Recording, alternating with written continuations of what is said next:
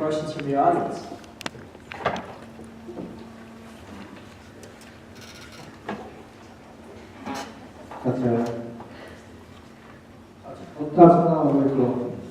Good evening, everybody. You're all my relatives. We're all related. I felt I had to stand up, and it's not so much a question as a statement. To be direct from your statements up there. A lot of that's probably just a lot of misunderstanding on your part. First of all, there's no Yellowstone grizzly. There are grizzly bears. People need to get that out of their head. There's grizzly bears. Grizzly bears in the Yellowstone area. There is no Yellowstone grizzly. These are not innocent statements that you made up there. In fact, to me, they're inflammatory. Those statements that you made about us, speak about us. You said that democracy doesn't include, you said we need to look to the democracy to make these statements, make these decisions. And you said that we need to look to the legislators for how we make these decisions and set these policies. Elliot Moffat, myself, Julian, Lucy, all these tribal members are here. We are the original legislators, not the federal government. We are the original legislators. That's been affirmed by treaty. You don't make a treaty with someone who doesn't have authority. We have that authority. We've been here for thousands and thousands of years, as Mr. Moffat has pointed out. You said you wanted to. Would it be a mistake to mimic what was here 300 years ago on the landscape? I'm part of that landscape that was here for thousands and thousands of years ago. It concerns me that you would make a flippant statement that 300 years that we would mimic what was there. I'm hoping that you're saying, would we mimic what was there prior to the destruction of an entire species? Much in the same way my people they tried to exterminate us. Prior to all the bounties that were put on grizzly bears, I'm hoping you're talking about that, restoring what was on that landscape prior to European influence on the land. I think there's a few things that need to come out from this.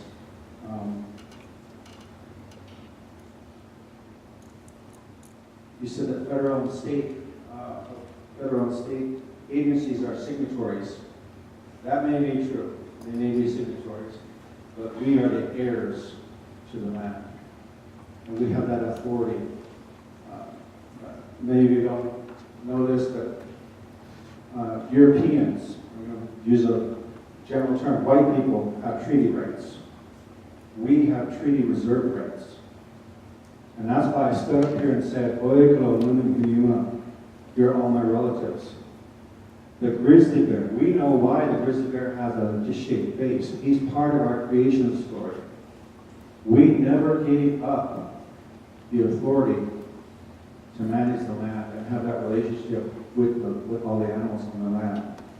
So I think, just to point these things out, I'm sure you said you're not a grizzly bear expert. Well, we have a relationship with them.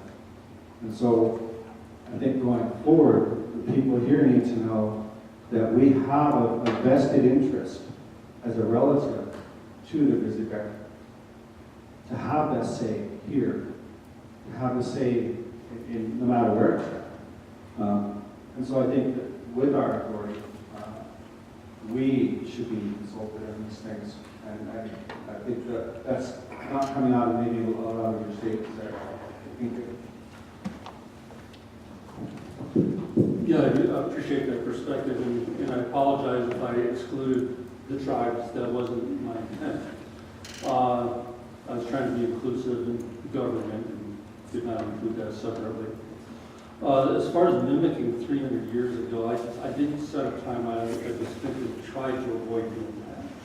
Is that I said it was a subjective call on whether we, but the people, all people, wanted grizzly bears such as they were 300,000 years ago, 100,000, 200 or 300, wherever on that was my point. It really wasn't that we should limit it at 300 or any particular time, but simply that when we make a choice to recover grizzly bears, we are making a choice somewhere along the timeline. There's no perfect time. There is no situation where everything was exactly how we want it to be under new conditions.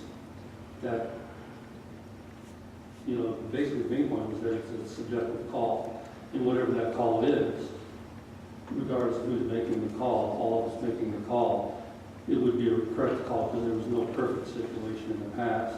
And if we feel that there was, and we make that call for that time period, that's okay too.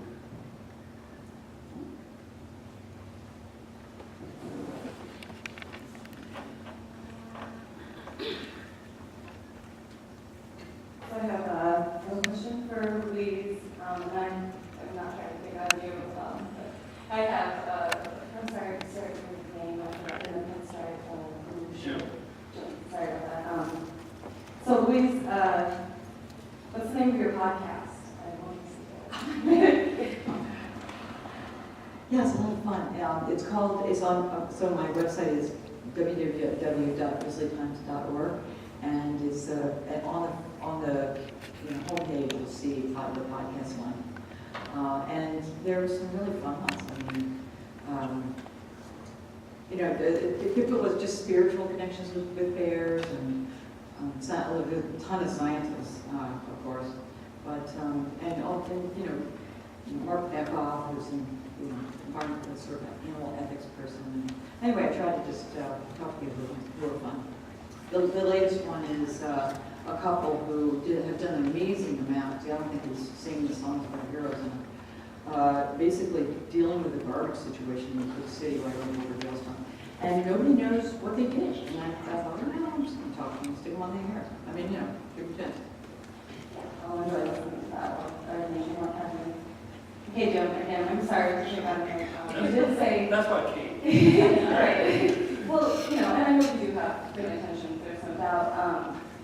You said something along the lines of, we can make a choice by electing our legislators. You might notice we are in a red state, and maybe the majority of people here do support grizzly bear recovery, but I think they care a little bit more about their guns and their small government, and they're going to put those priorities before, when they elect somebody. So I guess my question is, when legislators refuse to listen, also you might have noticed what's happening these days is that they're not listening, they're not answering their phones, they're not responding to letters that I've written them.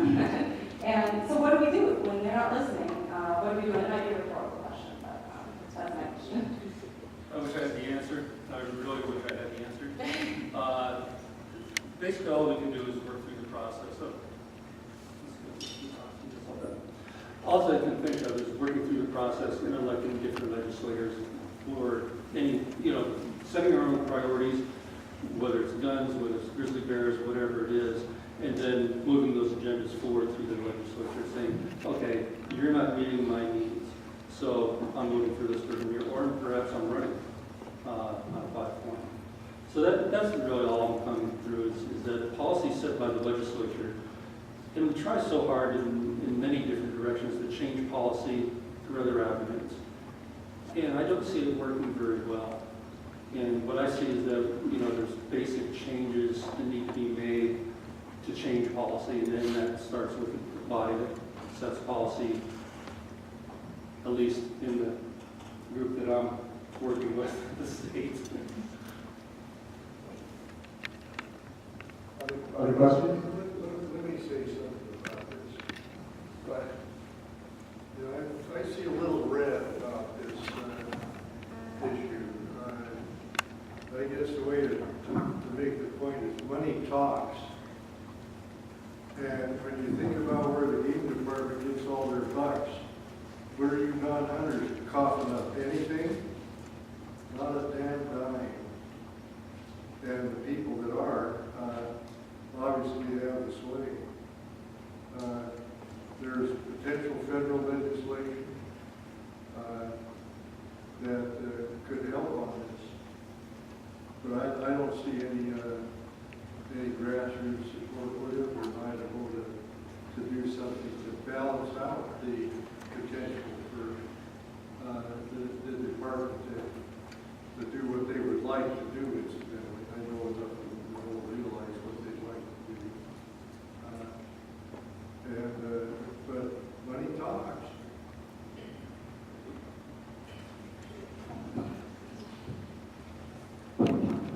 Maybe I can just jump in here quickly, because Jim made me think about something that I've been thinking about for a really long time, which is, are there different ways that state wildlife management can work in these states so that there wasn't so much weight leaning on the ESA, for example.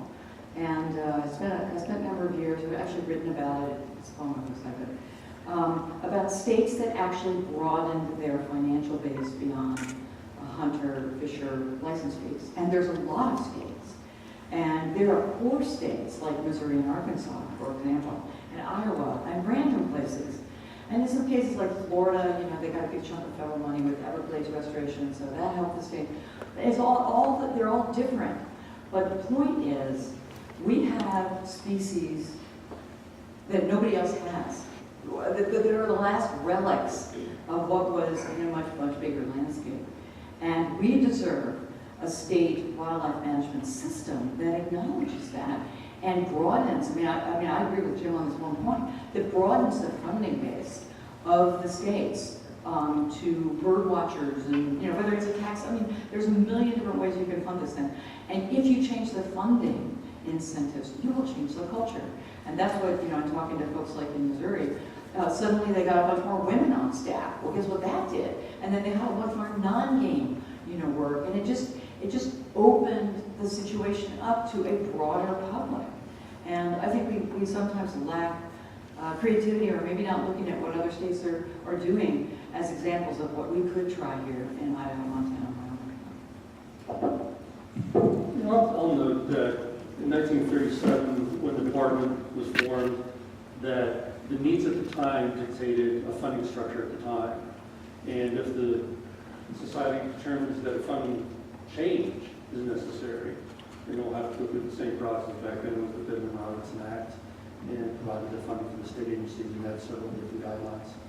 And Missouri's got a unique system of taxes, and, so you've got a general populace payment system rather than a more focused system. And I think we've talked about both within the legislative type discussion and now within the funding discussion for system changes. That as society evolves, we have to determine at what point do we make some of these changes.